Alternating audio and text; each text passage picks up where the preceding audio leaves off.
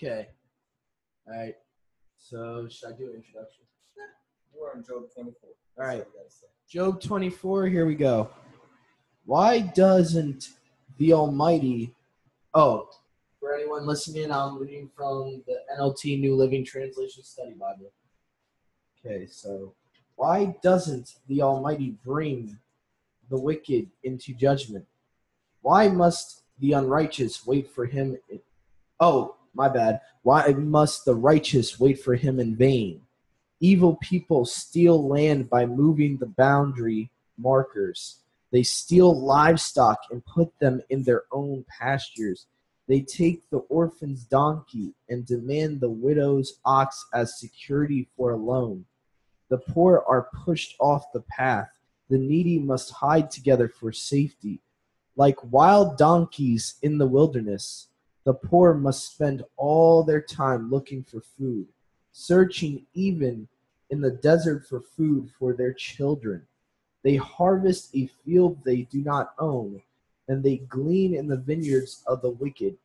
All night they lie naked in the cold, without clothing or covering.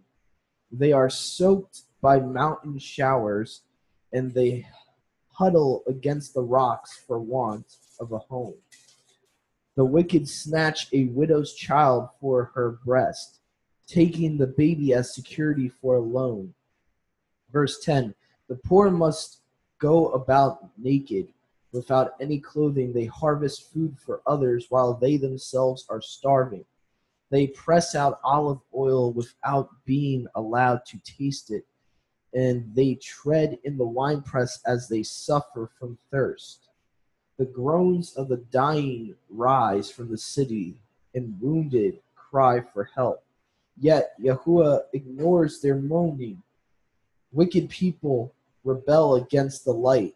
They refuse to acknowledge its ways or stay in its paths.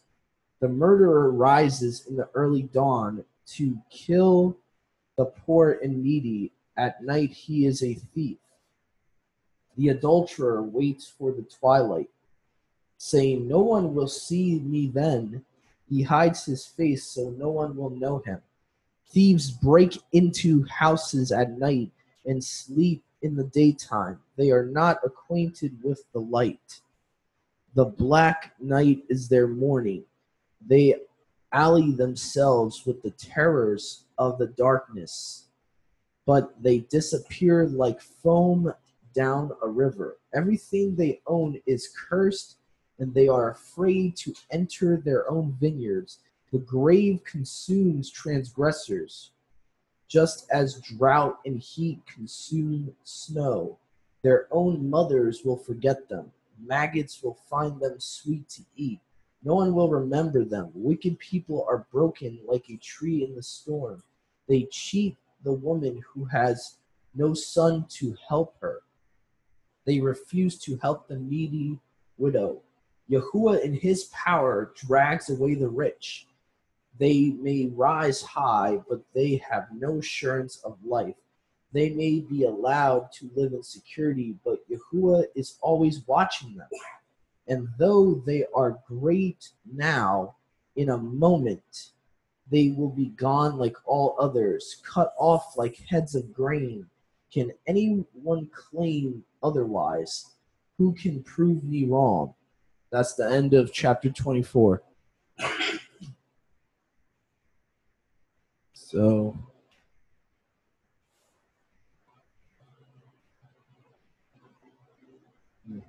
any thoughts?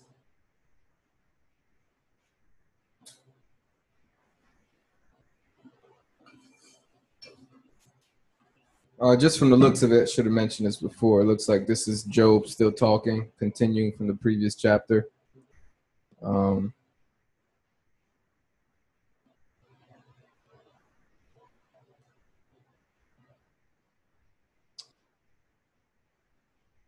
let's see.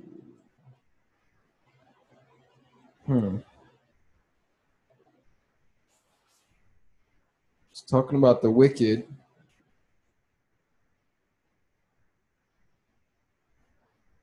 And how they do wickedness, and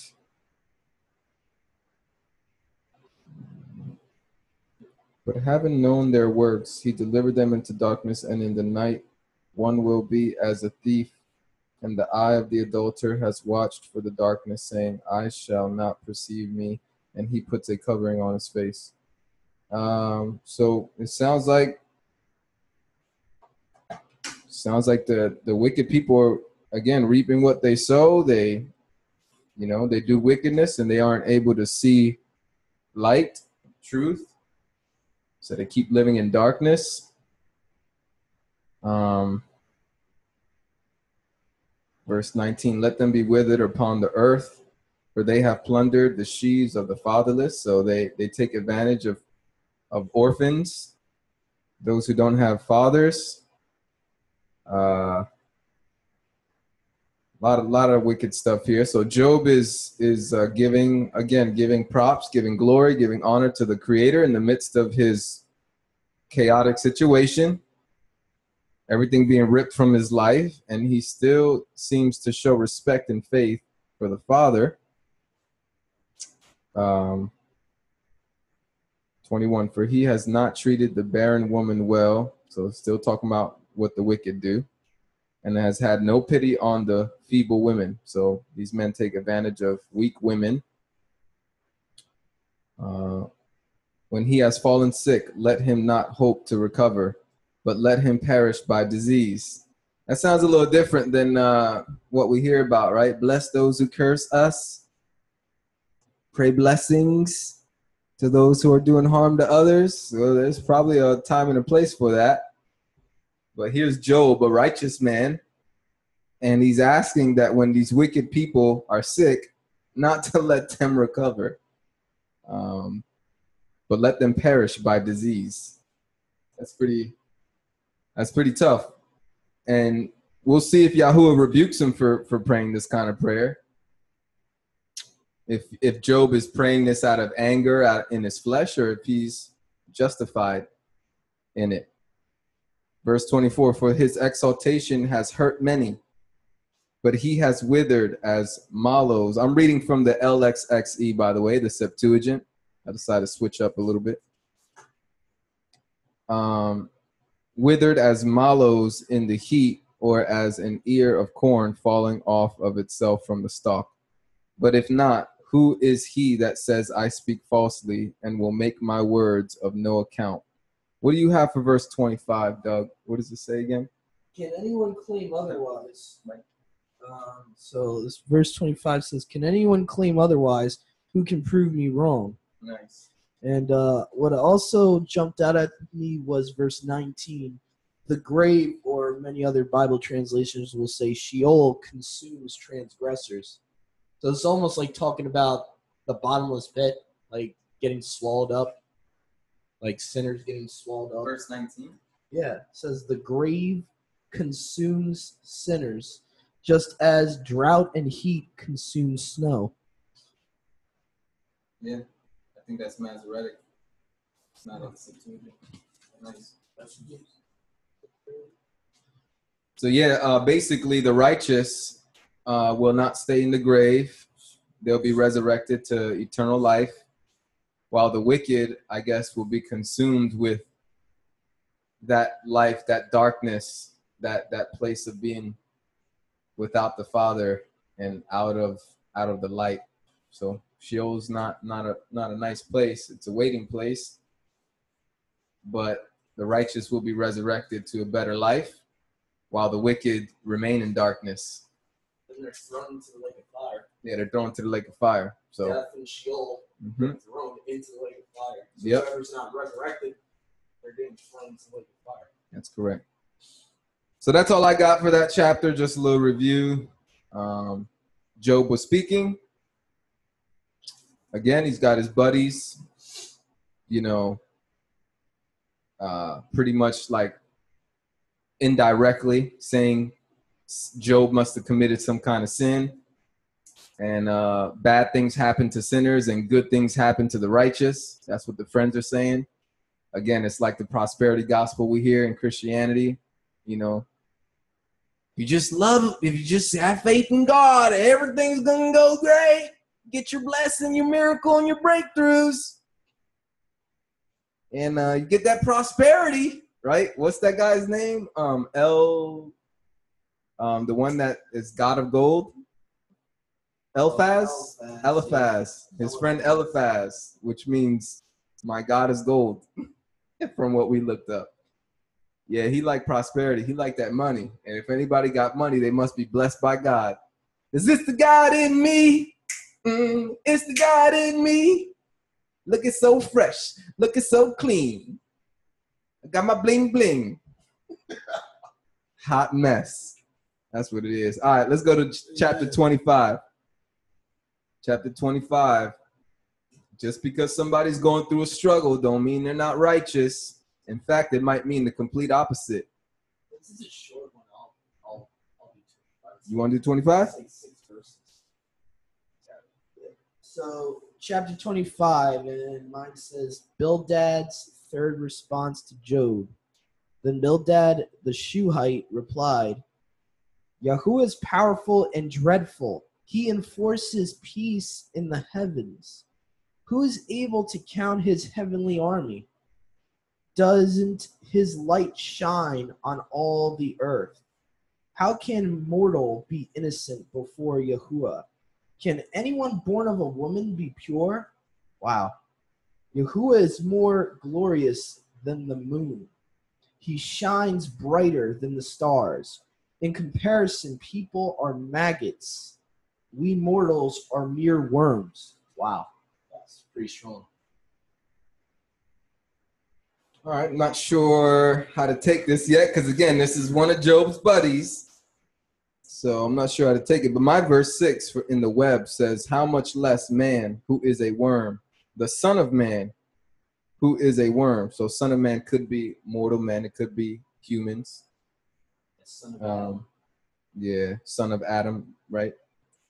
But yeah, it sounds like Bildad's saying something good here. He's giving respect to Elohim, but it says, "Who can? How? I'll get to you." You see what Go ahead. Here. I'm sure concerned about the lack of respect for women when he states about who can be. How did he put that? Yeah, who can? Let's see, verse Who 4. Who can be clean when coming from a woman when we all come from a woman? Mm-hmm. That's where's my concern right now. Well, because we're not without sin.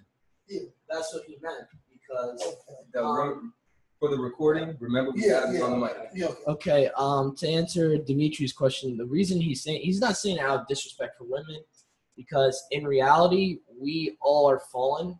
We all come from Adam. Well, not even Adam and Eve. We come from Noah, but Adam was the first sinner, and through Eve we all came to be. So, in essence, that's a fallen state. So what he's trying to say is, the term clean can also refer to sin. When something's unclean, sometimes that can refer to sin. So in context, I think he's not trying to disrespect women. He's trying to say that how can a mortal man be clean in Yahuwah's eyes? How can any mortal that comes from a woman that, by nature, genetically has a sinful body, how can we be clean?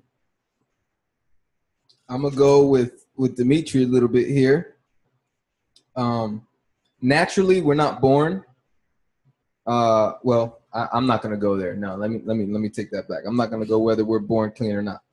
But here's what I do believe. Yahuwah can make us clean. Amen. So, in Acts chapter 10, verse 15, with the story with, if I'm not mistaken, this is Peter, right? Getting the vision of all the unclean animals. And Yahuwah tells him to eat it. And he's like, I'm not eating that. I've never eaten anything unclean. But the moral of the story is not about eating unclean animals. It's about, he's about to go preach to some Gentiles who are considered unclean in tradition, in the sight of the Judeans, the Yahudim of that time. They consider Gentiles to be unclean. And Yahuwah is saying in verse 15, a voice came to him again the second time. What Elohim has cleansed, what God has cleansed, you must not call unclean. And then later on in the chapter, you'll see that when he was in a house with a bunch of Gentiles, he remembered the vision that Yahuwah gave him and said, oh, this is why I got the vision.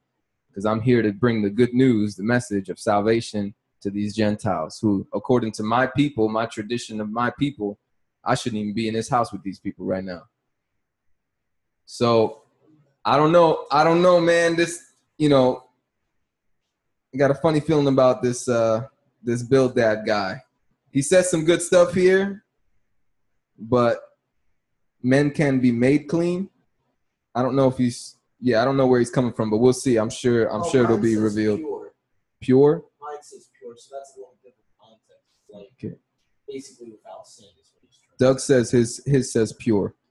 The word clean, H2135. The word is zakah, to be clean, to be pure, be clear, be clean, be pure, justified. Even sometimes it's used innocent. So we'll find out as we read along. We'll see what Yahuwah has to say about these guys. I'm gonna read the next chapter, chapter 26. Brother Job responds. Here we go. Let's see what he has to say. Has anybody got anything they want to say? Anybody on the Zoom? No? Okay. Job answered, how have you helped him who is without power? How have you saved the arm that has no strength? That's not a question. In the web version, it has a, what do you call it? Command mark at the end of it. So it's a command. It's interesting. You have it as a question. Let's see here. I'm going to go to net. Yeah, it's the same. All right. How have you helped him who is without power? How have you saved the arm that has no strength? How have you counseled him who has no wisdom and plentifully declared sound knowledge? To whom have you uttered words? Whose spirit came out of you? The departed spirits trembled, those beneath the waters and all that live in them. Sheol is naked before God, and Abaddon has no covering. Abaddon means destroyer. Sheol, we know, is the grave, or the grave, the lower world. Verse 7, he stretches out the north over empty space and hangs the earth on nothing. He binds up the waters in his thick clouds, and the cloud is not burst under them. He encloses the face of his throne and spreads his cloud on it. He has described a boundary on the surface of the waters, and to the confines of light and darkness. I'll read that again. He has described a boundary on the surface of the waters, and to the confines of light and darkness. The pillars of heaven tremble and are astonished at his rebuke. He stirs up the sea with his power, and by his understanding he strikes through Rahab.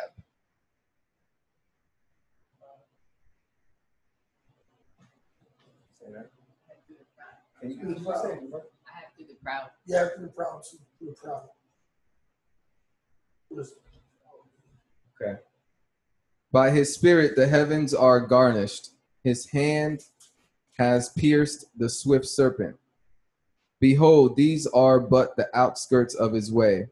How small a whisper do we hear of him, but the thunder of his power, who can understand? I don't know if Job is telling his friend, you know what I mean? Who have you helped? The one struggling, a person struggling, who have you been able to help and give good counsel to? And to me, it sounds like, what do you know, man? Why are you still talking? You're not helping me, bro. You're not helping my situation.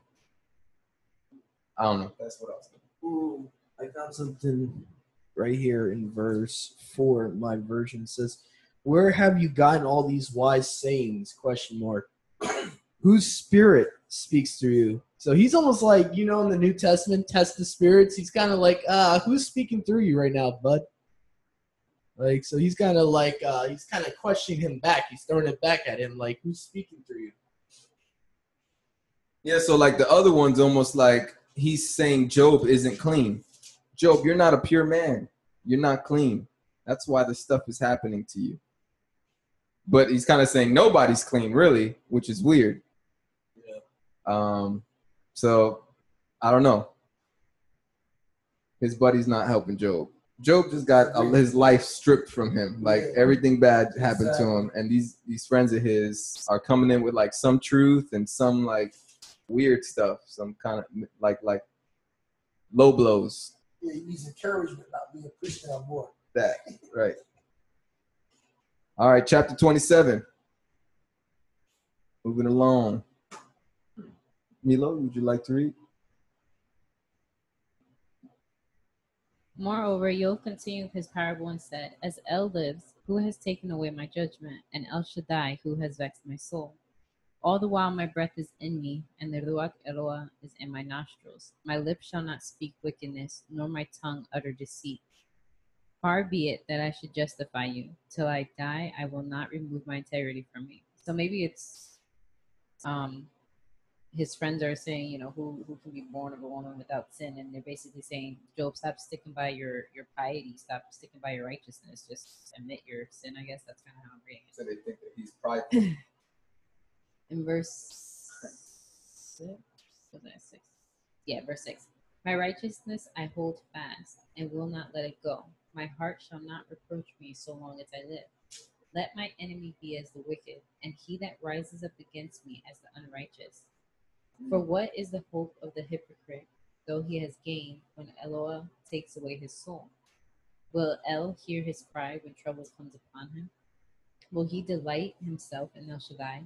Will he always call upon Eloah? I will teach you by the hands of El. That which is with El Shaddai will I not conceal. Behold, all ye yourselves have seen. Why then are ye thus altogether vain?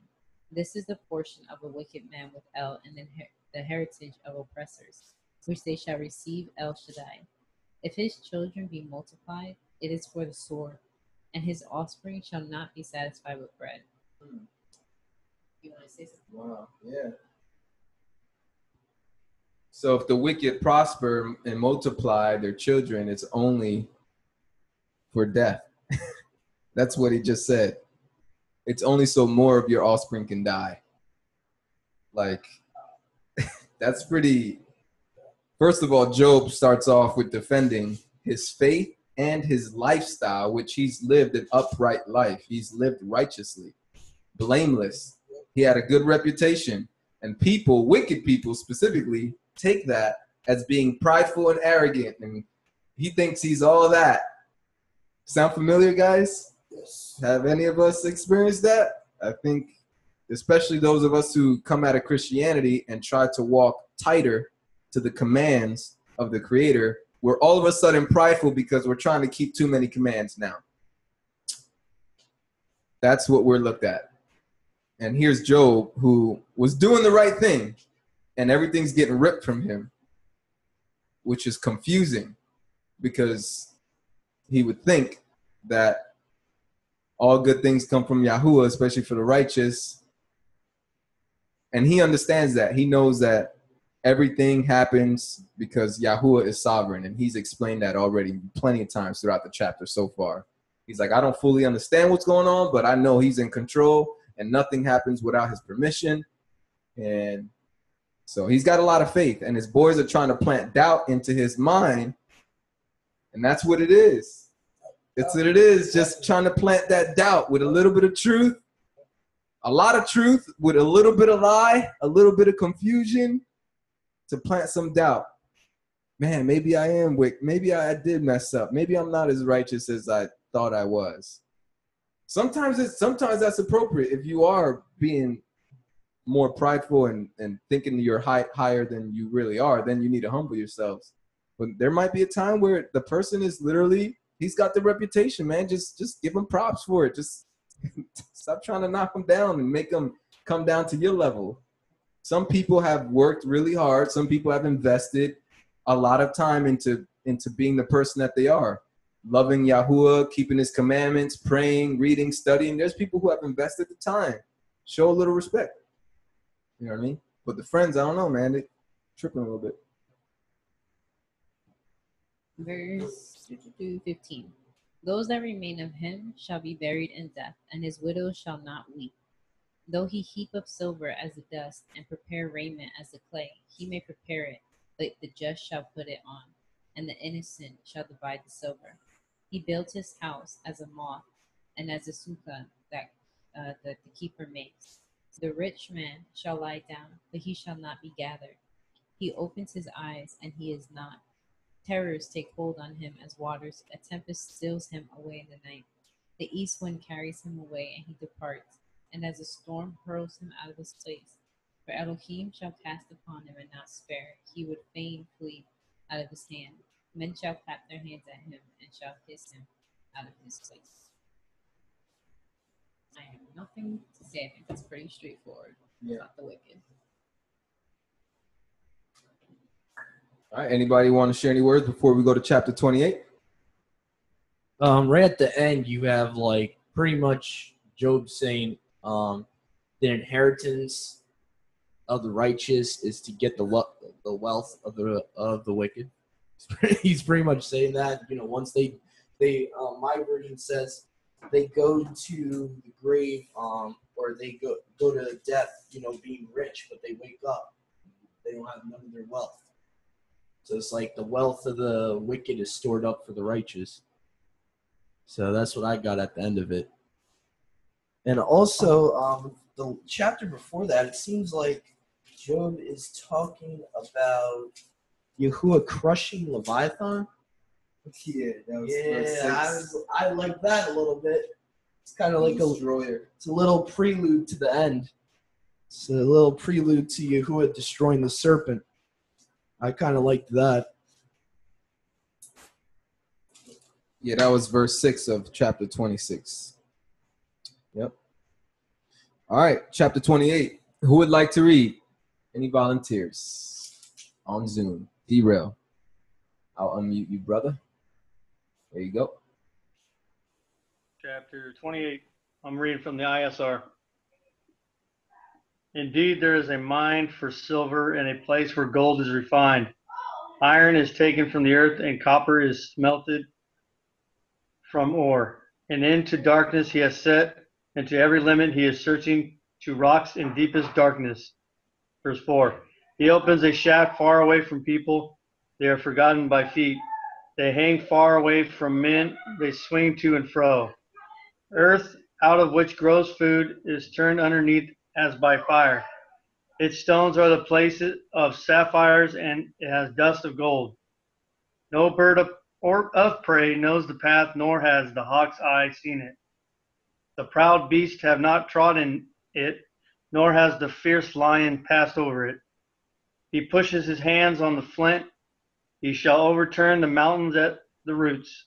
10. He cuts out channels in the rocks, and his eye sees every precious gem.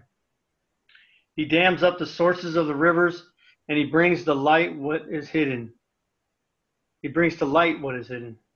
And wisdom where it is found, and where is the place of understanding. Man does not know its value, and it is not found in the land of the living. 14. The deep has said, it is not in me, and the sea has said, it is not with me. Gold is not given for it, nor is silver weighed out as its price. It is not valued in gold of Ophir, in precious shoham or sapphire. Gold or crystal are not to be compared with it, nor is it exchanged for a vessel of fine gold. No mention is made of coral or crystal, for the price of wisdom is above rubies. 19. The topaz of Cush is not to be compared with it, nor is it valued in clean gold. And wisdom, from where does it come? And where is the place of understanding? It has been hidden from the eyes of all living and concealed from the birds of the heavens. Destruction and death have said, with our ears we have heard a report of it. Elohim has understood its ways, and he has known its place. 24. For he looks to the ends of the earth, sees under all the heavens, making a way for the wind and measuring out the waters by measure. When he made a law for the rain and a way for the lightning of thunder, then he saw wisdom and declared it. He prepared it and also searched it out. 28. And he said to man, see, the fear of Yahuwah, that is wisdom, and to turn from evil is understanding. I like that last one.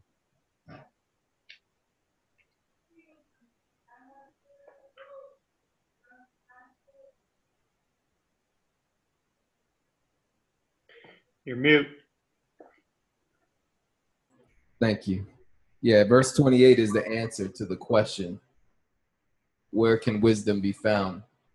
And Job is destroying the prosperity gospel.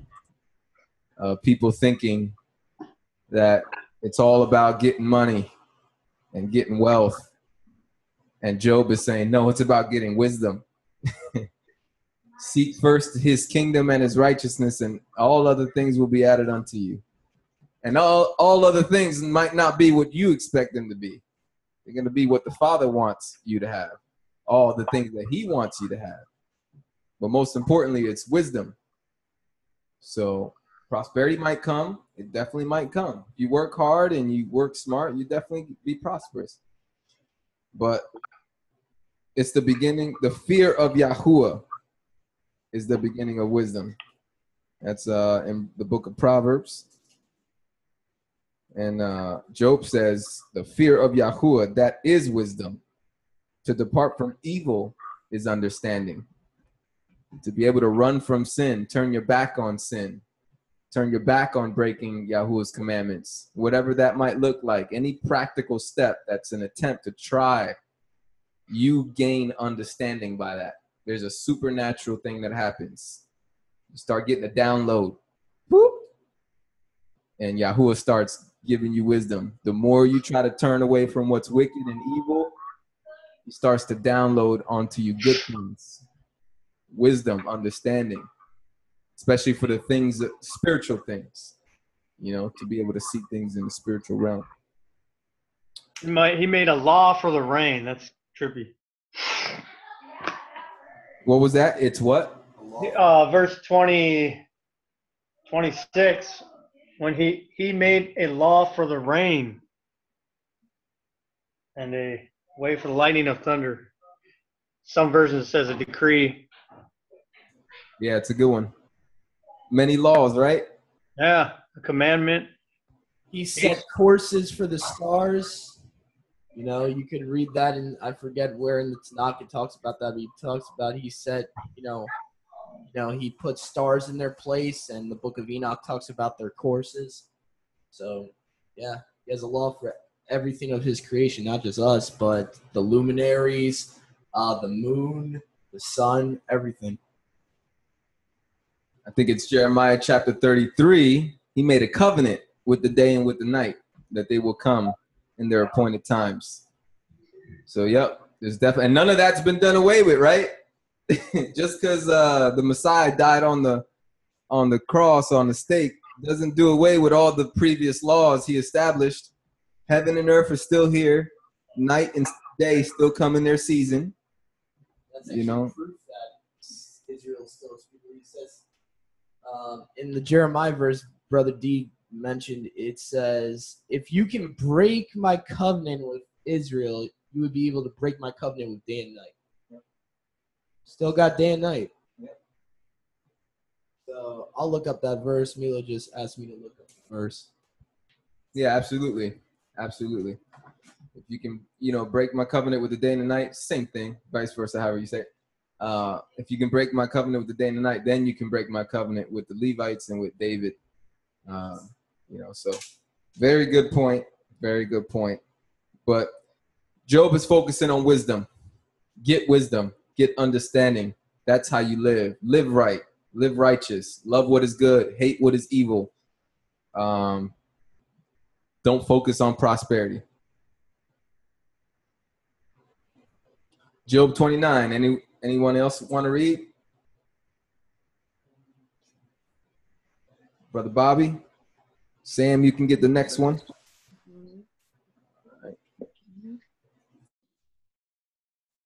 Shalom. I'm reading out of ISR also. And Job, again, this is Job 29, verse 1. And Job again took up his discourse and said, Oh, that I were as in the months past, as in the days when the Lord protected me, when his lamp shone on my head, when I walked in the dark by his light, as I was in the days of my autumn, when the intimacy of Eloah was on my tent, when the Almighty was still with me, when my children were around me, when my steps were bathed with cream, and the rock poured out rivers of oil for me, when I went out to the gate by the city to take my seat in the open square, the young men saw me and hid, and the aged rose up, they stood. Rulers held back their words and laid a hand on their mouth. The voice of leaders were hushed, and their tongue clung to the roof of their mouth. For when the ear heard, it blessed me, and when the eye saw, it gave witness of me. Because I rescued the poor who cried out, and the fatherless who had no helper. The blessings of the perished one would come upon me, and I made the widow's heart sing for joy. I put on righteousness, and it robed me. Right ruling was my cloak and turban. I was eyes to the blind, and I was feet to the lame. I was a father to the poor, and I investigated the case which I did not know. And I broke the jaws of the perverse, and snatched the prey from his teeth. Then I thought I would die in my nest, and increase my days as the sand. My root reaching out to the waters, and dew lying all night on my branch. My esteem fresh within me, and my bow renewed in my hand. To me they listened, and they waited, and they kept silent at my counsel. After my words they did not speak again, and my speech settled on them. And they waited for me like the rain, and they opened their mouth wide as for the latter rain.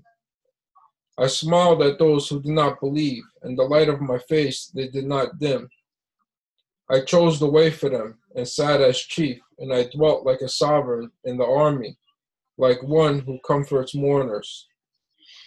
Wow, that's deep. So he just went over on how much respected he was when things were good, when his family was still around him, how when he walked into a place, the young ran away and the old stood there and respected him, This was a very deep, He explained how when he talked, people listened, and how he was a fresh pair of eyes to people, Very, very interesting, very deep. And how they understood Job.